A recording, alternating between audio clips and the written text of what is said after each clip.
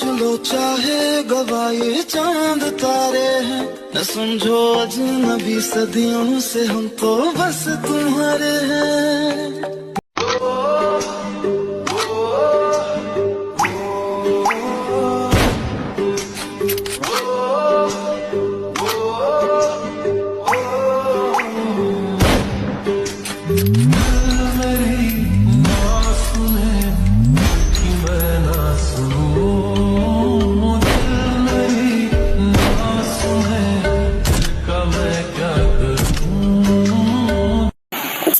দেখে এমনভাবে ম্যাজিক করেছে তে কোনো কথা বলতে পারছিল না, নাড়াচাড়াও করতে পারছিল না। তে শুধু ট্যাপ ট্যাপ করে জাঙ্কুকের দিকে তাকিয়ে আছিল। তখনই জাঙ্কুক নীরবতার পাত ভেঙে হাসতে হাসতে থেকে বলে, ওহ মাই কিউট বেবি গার্ল, তুমি কি ভয় পেয়েছো আমাকে দেখে? ভয় পেও না জান, আমি তো তোমারই ভয়।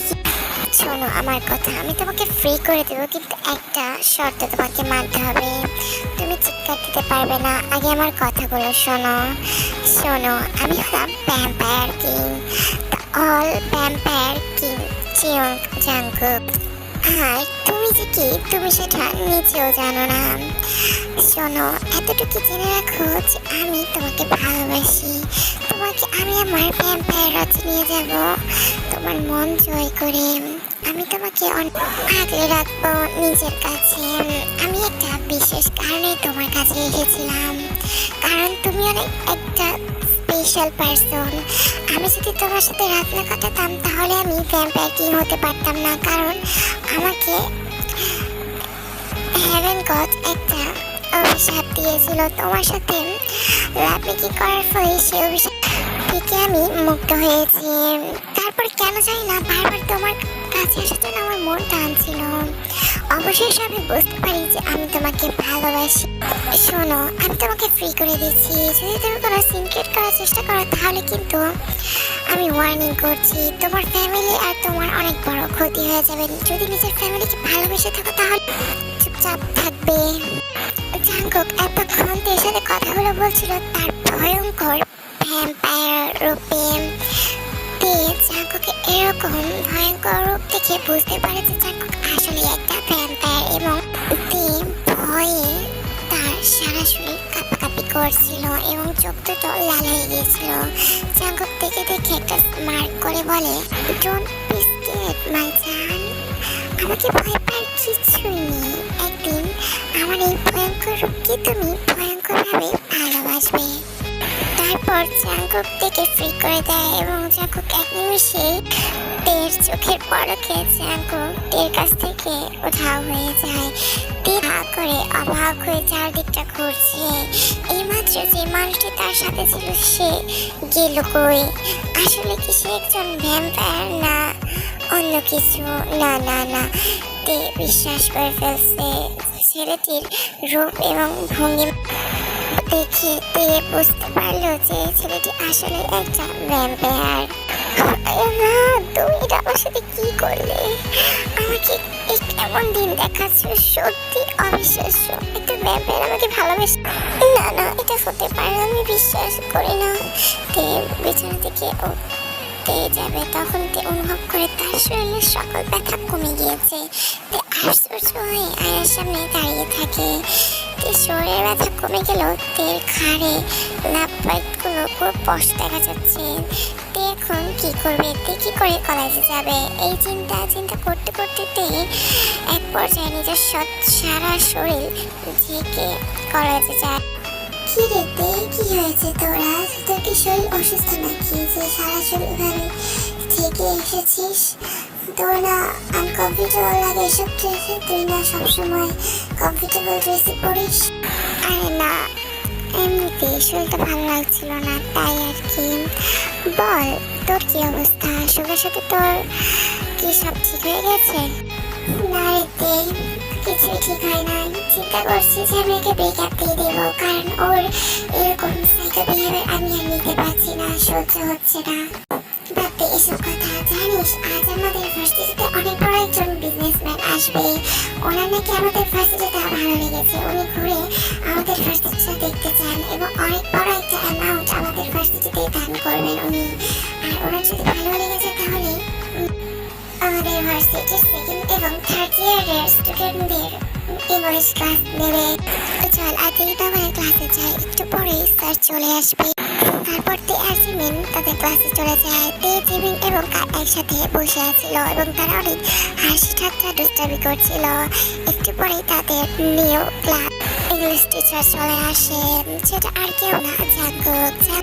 তার টিচার ইউনিফর্মে অনেক যে হট লাগছিল। ক্লাসের সকল মেয়েরা এবং ছেলেরাও জাঙ্কুকের প্রতি ফিদা হয়ে যায়। তো জাঙ্কুককে দেখে অনেক অবাক হয়ে যায় আর অনেক ভয় পেয়ে যায়। তে চুপচাপ নিচের দিকে তাকিয়েছিল। তখন তে লক্ষ্য করে জাঙ্কুক তার দিকে তাকিয়ে আছে। তে সেটাকে ইগনোর করে তার ফ্রেন্ডদের সাথে অনেক কথা বলছিল এবং ক্লাসের ভিতরে হাসি মজা করছিল, যেটা আর কি স্বাভাবিক ক্লাসের ভিতরে হয় সেটাই। জাঙ্কুক থেকে অন্য ছেলেদের সাথে এভাবে হাসি খুশি এবং অতিরিক্ত কথা বলতে দেখতে পেয়ে জাঙ্কুক অনেক জেলাস ফিল করে এবং জাঙ্কুক জেলাসিতে বলে, hey girl, what's your name, stand up, hey are you here. তে বুঝতে পারছে জাঙ্কুক তাকে বলছে দাঁড়াতে। তে কাজে মজা হয়ে নিচে দিকে তাকিয়ে দাঁড়ায়। তারপর জাঙ্কুক বলে, কি মনে করো তোমরা ক্লাসকে কি তোমরা মাছের বাজার পেয়েছো? এভাবে দেখছো যে আমি ক্লাস করছি, তারপরে ইচ্ছে করে কেন গল্প করছো, হাসাহাসি করছো? Idiot, just get out of my class, get lost here. Jungkook এমন কথাতে ভয় পেয়ে যায় এবং তার অনেক মন খারাপ হয়। তে মাটির দিকে তাকাতে তাকাতে ক্লাস থেকে বের হয়ে যায়। তে ক্লাস থেকে বের হয়ে করিডোরে হাঁটছিল। তখনই কে যেন থেকে এক টান দিয়ে একটা নিরিবিলি একটা ক্লাসে নিয়ে আসে। তে তার দিকে তাকায়, দেখতে পায় সেটা আর কেউ না, জাঙ্কুক। তে আশ্চর্য দৃষ্টিতে জাঙ্কুকের দিকে তাকিয়েছিল। স্যার আপনি মানে তুমি এখানে কি করছো? জাঙ্কুক থেকে দেয়ালের দিকে পেছনে মুভ করে তে হাত দুটো পেছন দিক দিয়ে চেপে ধরে বলে, কি করছিলে তুমি সব? ওই ছেলের সাথে তোমার কিসের এত কথা? তুমি কেন করছিলে? আমি অনেক জেলাস ফিল করছিলাম, তুমি কি বুঝতে পারছিলে না? বলো। তে ভয়ে কাজে মজা হয়ে বলে, না সরি, আর কোনদিন এরকম করবো না। আরেকটা কথা, তুমি এখানে কি করে আসলে? তুমি কি এই ইউনিভার্সিটিতে সত্যি সত্যি আমাদের ক্লাস করাবে? জাঙ্কুক স্মার্ট করে বলে, yes baby doll, I scared যে আমি তোমাকে কিছু করে ফেলবো। Yes I do.